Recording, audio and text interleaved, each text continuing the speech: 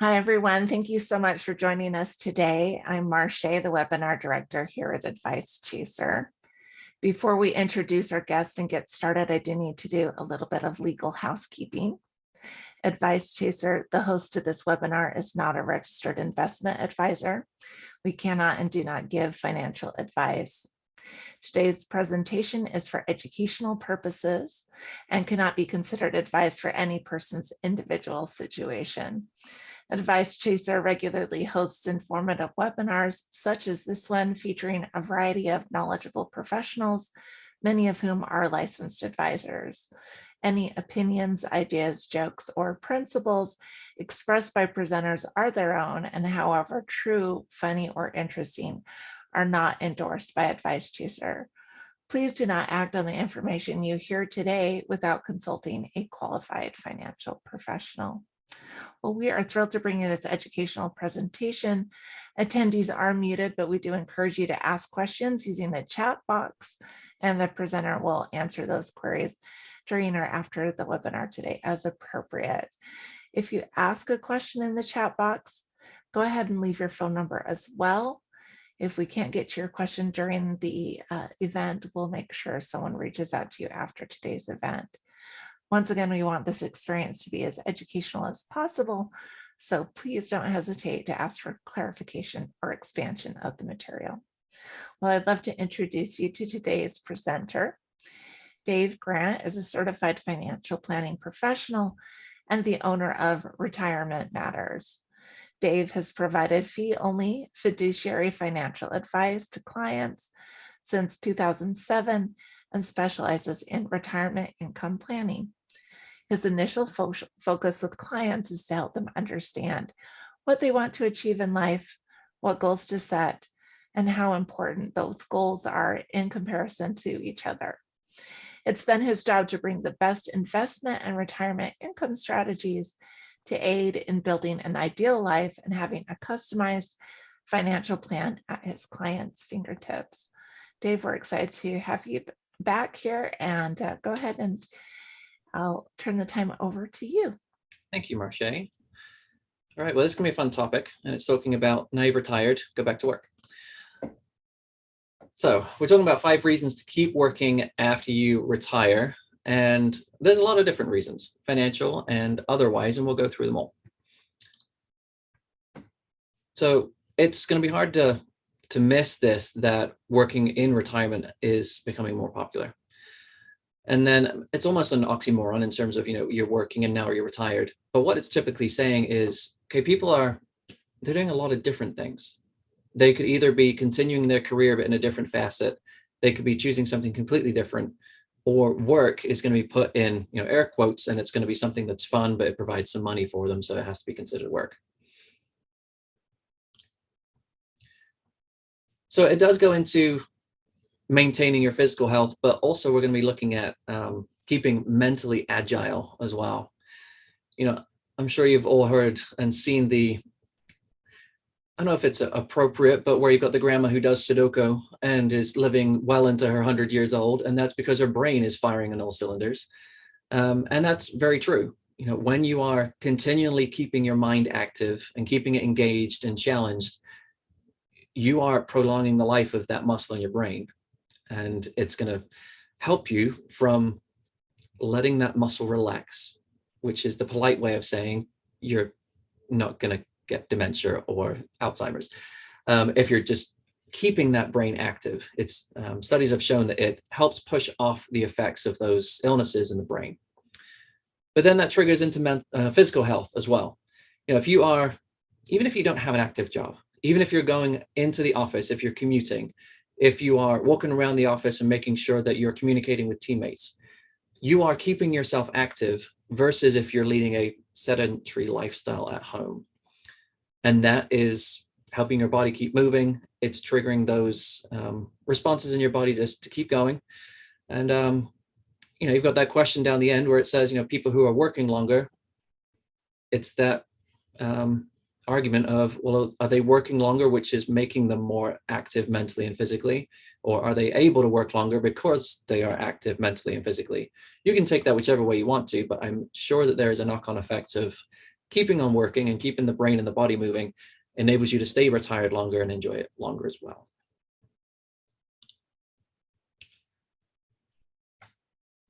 So as we're looking at the aspects of keeping your body and your mind agile, there are some financial benefits to it as well.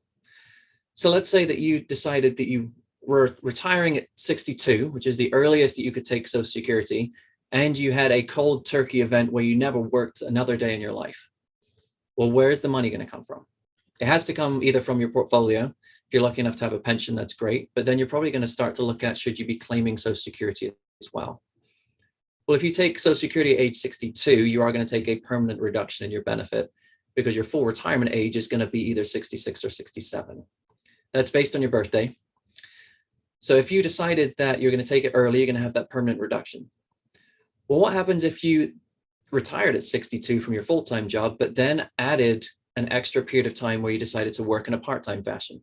So whether that's doing the same amount of work or same type of work you were doing before, or something completely different that enabled you to earn a living wage, you may be able to delay Social Security to either your full retirement age, or you may be able to push it even further because you don't need the money yet. So you can push Social Security past your full retirement age all the way up to the age of 70. And once you're past that full retirement age, you get an 8% increase in that benefit each year. If you delay it past 70, there's no increase. But if you were to say, okay, if I can not take it at 67 and wait until I'm 70 and my benefit goes up by over 30%, that is a great deal because you're then going to be able to carry that increased benefit all the way through your retirement. I'm not going to sugarcoat the fact that some people may not have the option, that they may need to work past what's considered a retirement age. But that does come with some advantages as well. We've talked about, keeping your mind and your body agile as well. But with women living longer and longer and outpacing their partners in terms of how long they're going to live, living longer means that you should be working longer. You should be earning a decent amount of money and not having to, save a huge amount of money to be able to live for 30 years on not earning any money, because is that what retirement is designed to be? Now, if you look at when Social Security was designed, it wasn't designed to fund 30 years of benefits for people. It was designed to fund a handful of years, up to 5. So as we've lived longer and Social Security age has not increased as much as it has done beforehand, we're leaving a larger period of time to fund for retirement. And we have to ask ourselves, is that manageable? So maybe people should be working a little bit longer. So if we're looking at women who typically live longer than men, they're able to get a few advantages from this. We do have the wage gap. It's there. It's not able to be ignored. But if women are working longer, they are able to catch up on that wage gap that's been around throughout their career. They're able to earn more and save more. So maybe that will make them in a healthier situation when they come to retire. And it doesn't mean that they are going to, almost be running out of money just by the fact that they've earned and saved less throughout their career. Again, if you're having to work longer, you're not taking Social Security yet. So you're also increasing the benefit that you're going to get by earning more throughout those years and increasing the wage amount that Social Security uses in their calculation. And you're delaying when you need it. So it may be the case that you bump all the way to 70 just from the fact that you're working all the way to 70. You don't need it yet.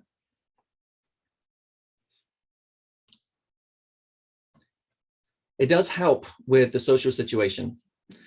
One of the conversations I have with people is, if you're looking to retire in the next 2 years, who else is retiring in the next 2 years out of your social circle? That's something that not many people think about, because when you aim for a retirement age, if you keep yourself in a silo and say, okay, I'm retiring at this age, well, you're not going to spend the whole amount of time by yourself. Let's be honest. You're going to want to get out and do things with people. But if no one in your social circle is retiring at the same time and they're still working, who are you going to do those things with? It may be the case that you go and make a whole new circle of friends, which is wonderful. But if you want to have an easier transition and there's people that are retiring in your social group at the same time as you now have a natural group of people that you can go ahead and do social things with. Now, if that's not the case If you are retiring earlier than your peer group or your social circle, it may be worthwhile that you retire and you pick up some more work, and you almost bridge that gap between when people are retiring in your social group so that you can actually then go ahead and do those social things with them, and you don't end up in that period of self-enforced isolation at that point because you have no one to do things with. Now, if you are looking at the other side of it to say, well, I am working, I'm getting to that age where I should be retiring, I would like to keep my work friends. Well, if you want to keep your work friends, keep working. So it could be a case where you go back and consult and keep around those same people that you really enjoy and have formed some great relationships with. And when you retire early, those naturally disappear. So maybe the case you just keep going.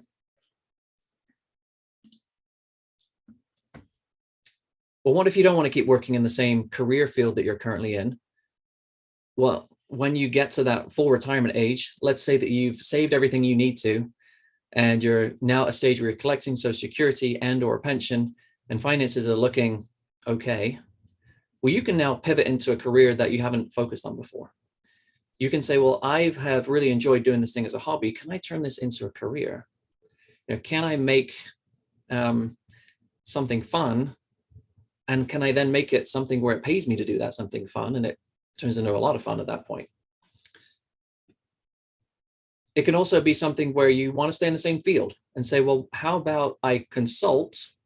It doesn't have to be with the same company, but it's almost like a bridge as to, I can still keep doing the work I want to do. I might not earn as much money, but I still get to use the expertise that I have, and I can just use it in a different way. It can be something that you have enjoyed in a previous career. Let's say, for example, that you ended up as a coder in a earlier time in your life, and then you got promoted up to being a manager, and you didn't get to use those coding skills before. But what if you're able to refresh all those skills and become a coder again, and just kind of go full circle into the career that you really started off enjoying?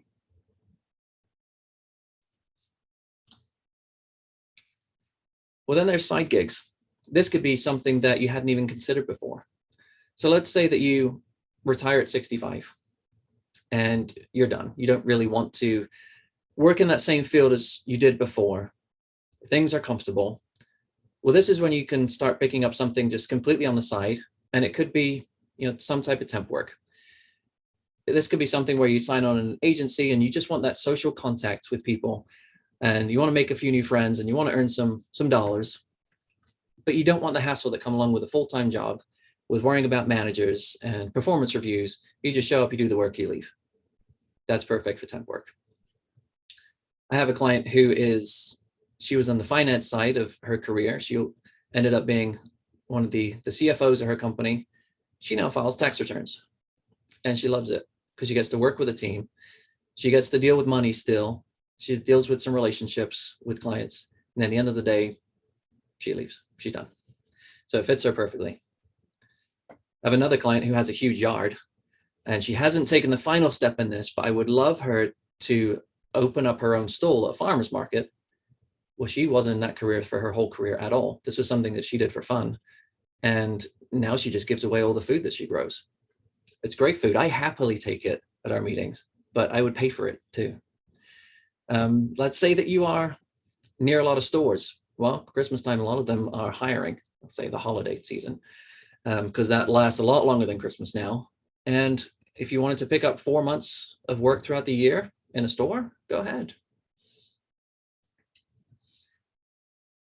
Well, then we get to kind of think outside the box a little bit. Well, what if you didn't need money, but you didn't want to pay to go on vacation? Well, what if you home sat for someone? What if there's people that are working outside the country who want to keep their home, and you go live in their house for 3 months?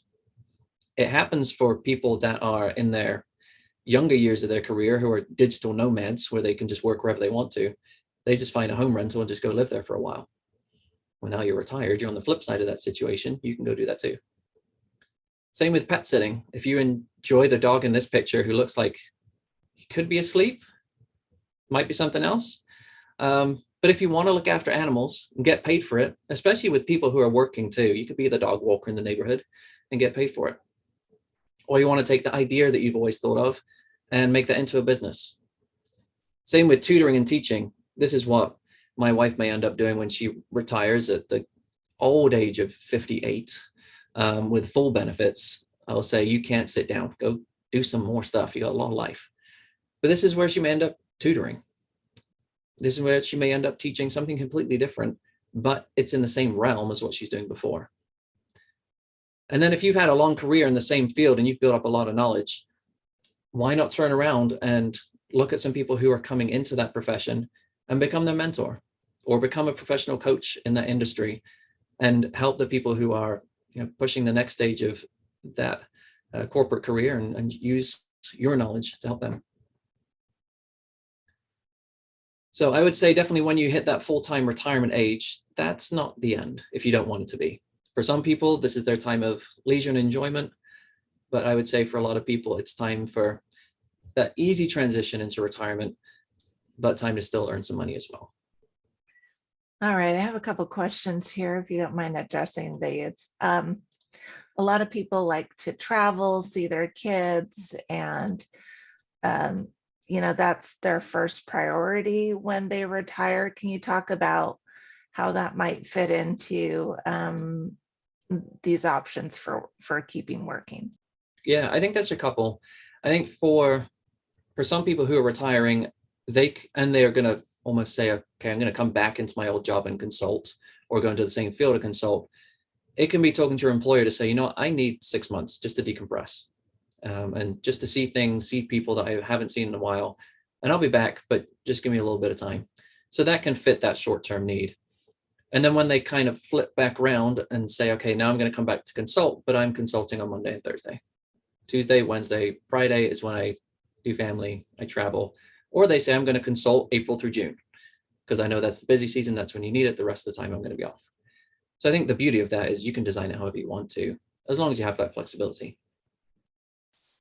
Can you talk a little bit about moving to another location after you retire, and how that might fit into also finding a new job in that situation? Yeah, well, I think COVID really forced that situation where you could now do a lot of work from wherever you want to. So if you're blessed with that, you can retire and then say, okay, I'm going to either do a similar job or something completely different, and or find a remote only position. And I'll do that from wherever I want to. For someone who has skills, let's say I wanted to retire as a financial advisor. I could then say, okay, I'm going to move to Arizona, and I'm just going to find another financial planning practice where I don't have to run it, but I can just work in it for a certain amount of time. My skills transfer anywhere around the country. And then if I wanted to be out the country for 6 months, I can still log in remotely and do the work there as well. So I think there's a lot more flexibility than there was even 2 years ago. And it's definitely something that you can build it and design it how you want to now. All right, and then one more question here. A lot of people are caring for aging parents or an aging spouse. How does caregiving work into working and retiring? Can you talk a little bit about kind of that situation? Yeah, it's certainly not easy. And I think a lot of it depends on what type of care is needed. And so on, the most extreme case, it could be, you have to retire and you become that full-time caregiver, and that doesn't really leave you too many options. Or it could be the case of, okay, well, if I'm retiring and then I transition into working 2 to 3 days a week, maybe then I become the full-time caregiver 2 days a week, and I use the income that I'm earning to pay for a full-time caregiver on the other 2 to 3 days for the week. And that allows you the flexibility to keep that working dream alive, but also provide the care that is needed. And also give you the respite, because I think caregivers, it's not spoken about how stressful that job is. So it definitely helps relieve some of that stress by keeping the older life going as well. Well, thank you so much. We're going to go ahead and end this webinar. And I want to say thank you so much, Dave, for being here. And thank you to our attendees who have attended. If we didn't have a chance to get to your question, go ahead and leave your contact information, and we'll make sure to reach out to you after today's event to address that. Here at Advice Chaser, we're all about helping you find a financial advisor who's a great fit for your life and your financial questions. Our matching service is free to you, and every one of our advisor partners has committed to offer a free initial consultation to anyone we introduce them to. Find out more by going to advicechaser.com and clicking on the link to find an advisor. Once again, from Advice Chaser, thank you so much for coming. Thank you, Dave, for being here. And we'll see you in another webinar soon. Goodbye, everyone.